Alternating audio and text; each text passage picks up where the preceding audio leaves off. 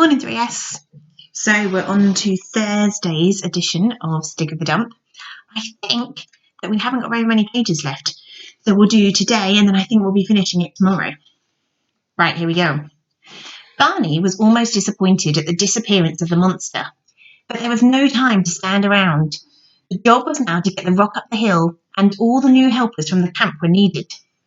Without a pause in the slow footsteps of the rock, they joined in the work. Or rather, it was like joining in a game or a dance. Barney grabbed the end of a rope behind Stig and watched what he did.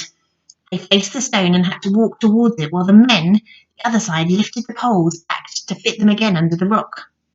Then they had to take up the slack, but not pull until the rock was lifted to the halfway mark. Then, all together, with the men on the other two ropes, they had to take the strain, heave on the rope until the rock was standing upright, and then heave no more. It was no use pulling the rock over towards them. It could fall by itself. Barney soon found it tiring and wondered how long they could keep going like this. He started to say, "Wouldn't it be better if—" But as soon as he started talking, Stig trod on his toe, and then the rope was jerked through his hand as they lifted the poles back for the next heave. He noticed then that nobody was making suggestions. Nobody was arguing. Nobody was even giving orders. They just sang their song. E-O, pulled together. Walk up a few steps together, rested together while the pole pushers worked. And Barney began to see that they could keep this up for hundreds of miles. They probably had, because he couldn't think where they could find slabs like this anywhere nearby. Of course, they didn't go straight up the hill. It was way too steep. But there was a grassy track slanting along the hillside, and up it they slowly humped the great rock. They were getting near the camp now, and the women and children ran out to meet them and shout encouragement. Barney heard a voice that he recognised and turned his head and saw Lou among them holding an excited Dina. "What are you going to do with it, Barney?" she was saying. "I can't help because I can't leave Dina." But as soon as he paid attention to what Lou was saying, he got trodden on and jerked again, so he gave up trying to hear what she was shouting at him. He thought he heard her say, "Wouldn't it be better if you had wheels?"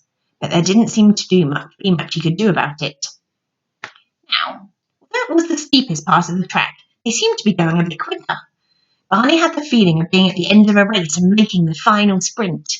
He looked around and saw the chief standing there alongside the track. Then he thought of Lou's question, and for the first time wondered what they were going to do with this big lump of rock. He supposed it was some kind of present for the chief. He really hoped that he was going to like it. With a last couple of quick heaves, they laid the rock almost at the feet of the king. One man said something short in a loud voice, and all the rope men and pole men fell on their faces towards the king.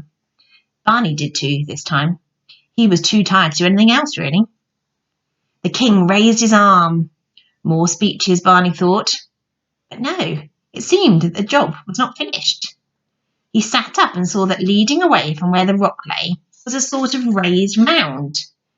This end of it was level with the ground, but the far end ran out to the top of three other huge stones that were standing upright lower down the hillside. Barney thought that he could see, now, what they had brought the slab all the way up the hill for.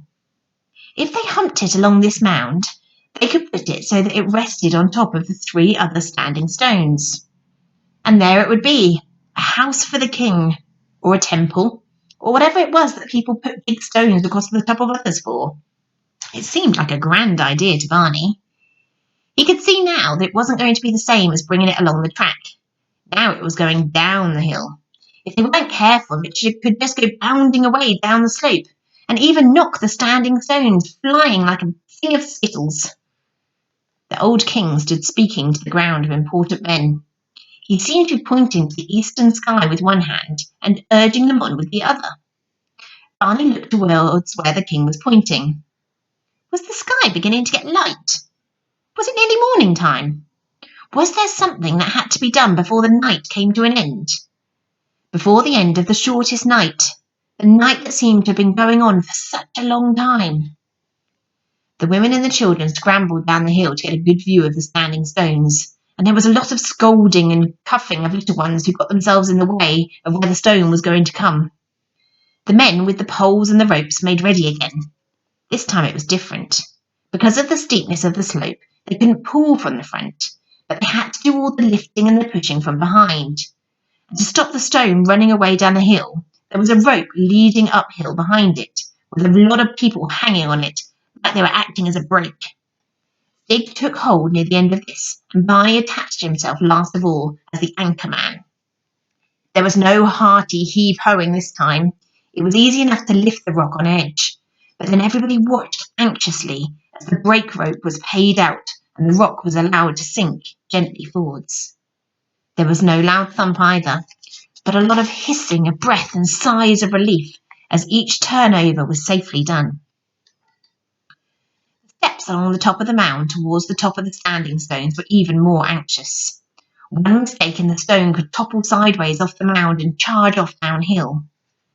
Barney thought the women and children were standing dangerously close on each side, but they made 6 steps safely along the mound, each time letting the stone settle gently down by the brake rope. And now it was standing on its edge near the end of the mound, ready to be lowered onto the top of the standing stones. The king was looking anxiously at the sky, which now showed a bright glow over the shoulder of the downs to the east.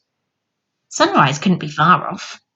The workers on the brake rope took the strain as the stone began to fall forwards. But what was this?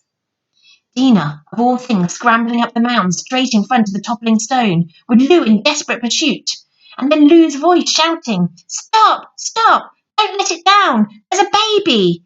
And there was Lou disappearing in front of the stone too. The stone was moving. Everyone on the brake rope was doing their best to hold it back, but once it started, it was almost impossible to stop it.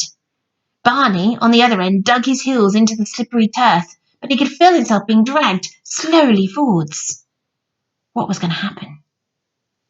We're going to find out tomorrow, 3S, and I will see you again in the morning.